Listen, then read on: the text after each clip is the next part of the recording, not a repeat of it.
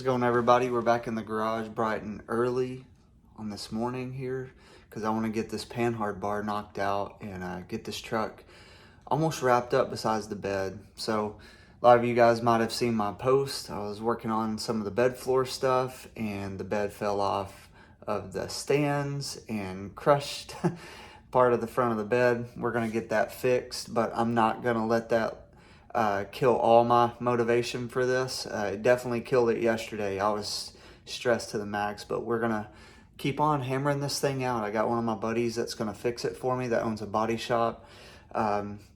So we'll get that fixed and we'll get this truck on the road, and the goal for February is still very much in hand. I've got the next 2 weeks off of work for Christmas and holiday stuff. So I'm excited because we're gonna get this truck on the road, and we'll get the dents and stuff fixed in the bed. It's no big deal, and we'll continue on. Today's motivation comes to you by Bob Ross Positive Energy Drinks. One of the volunteers from a ministry that I lead got me that among other things for Christmas, so thanks for that. Today I'm going to focus on this Speedway adjustable track bar here, and this is the rear end bracket that I'll show you.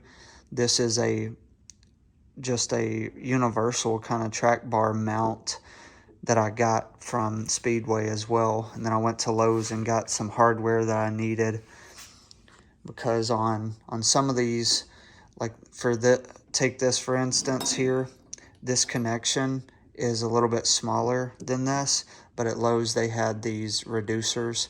So I'm going to be putting some of those in there and then just adjusting it and doing the best I can to try to come up with this. I'm still waiting on my Watts link. So this is just a temporary thing that may end up teaching me a lot and then learning what I can do in the future with these trucks. So possibly something that you can do to your own truck. If you've bagged one and you can buy this bracket and bolt it in to your frame or your notch like I'm going to do today, then this adjustable Panhard bar should be all that you need to get the rear lined up like you're supposed to have it. So yeah, I'll just walk you through. This is my first time doing this, so I'll walk you through the steps, and I still have to try to figure it out of what I'm going to do. Might have to run to the part store and get some more parts, but once I get this in, the water traps for the air ride should be here today or tomorrow. I'll get the air ride fully plumbed up. It's ready to go besides those traps. Once I get the air ride going up and down in the back, I can mount the shocks. I've got a bolt-in setup similar to this for the shocks in the back that I'm excited to show you. And then once the Panhard bar and the shocks get there, that's it for the back. Everything is done. Then we'll do that raised bed floor, but that'll be a little bit later. Okay, as you saw, this end here is a little bit bigger than that bolt. So I went and got some reducer, and this is real tight to get in there.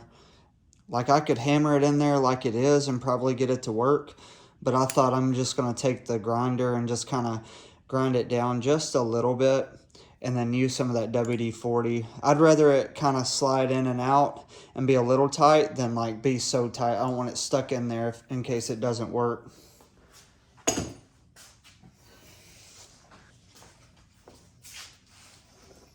Just some 100 grit on this, and it works better with the battery.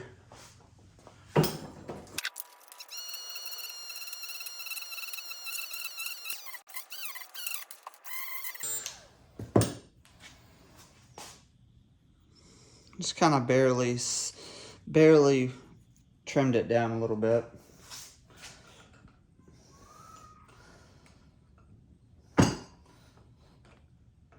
So I can already feel it like going in there a little bit easier. So that's good.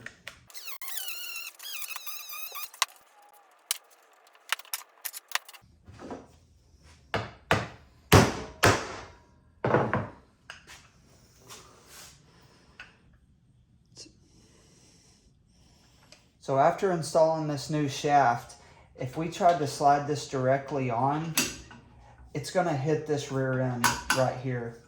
So we need to put a spacer right here to extend this out to about right there where we're gonna bolt it in, so it's gonna clear this rear end. So again, I went to Lowe's and they have these spacers in the specialty drawers that you can pull out. And then I put the same fitting in this to get it to slide on there, like that right there. Then I'm gonna put this, I'm gonna slide that on there just like that. And that gives us the clearance that we need right there. And then I'll put the nut and the washer on there, and then we're good to go.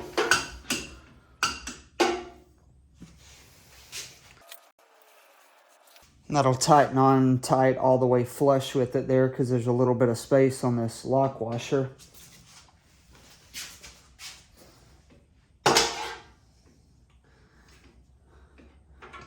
It's looking good. Plenty of clearance right here to go up and down. And now we've got to mount that bracket on this side. Okay, for the other side, we're going to use this universal mount. I'm actually going to mount it about right here. And that's where this track bar is going to mount up to it. But as you can see here, this mount is bigger. So we've got to put a big bolt through here and then spacers on both sides to get this thing. I'd like it to be all the way kind of like that, because I need it to be as far left as I can to give me the angle that I need. Okay, for the other side now, as you saw, there's this gap here. So what we're going to do is the same way that we did the other side. I'm going to put these in both sides, and that will give us a little bit of a gap. And then I'm just going to use some washers on both sides to get it exactly where I want it.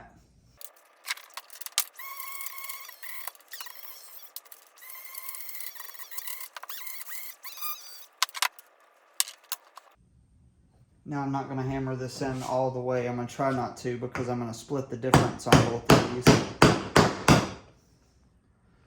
So I'm going to just start like that.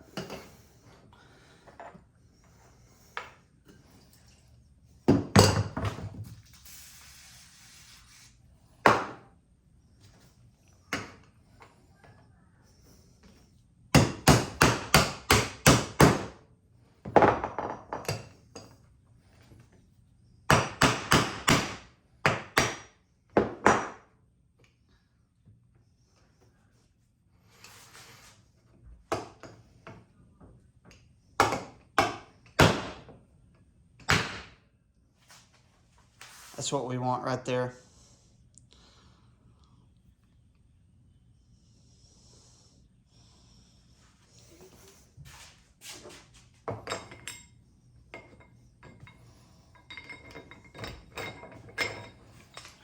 See, we're already really close there. A couple washers on both sides, and that'll center it up exactly like we want it.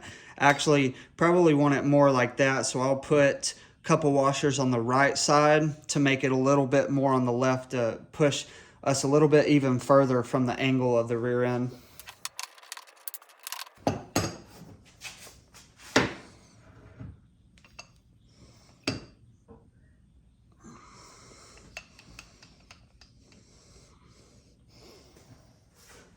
Okay, we've got the ends of our bar set up like we need it. Now it's time to just bolt this part in there.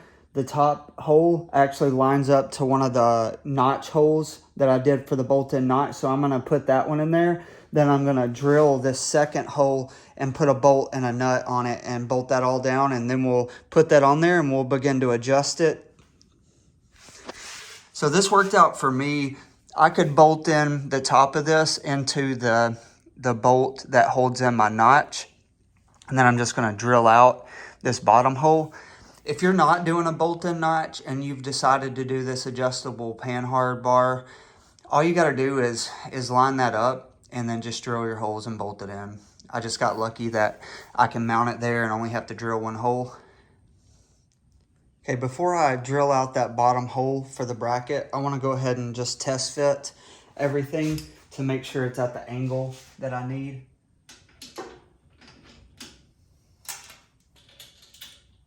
kind of loosely bolt all this stuff up.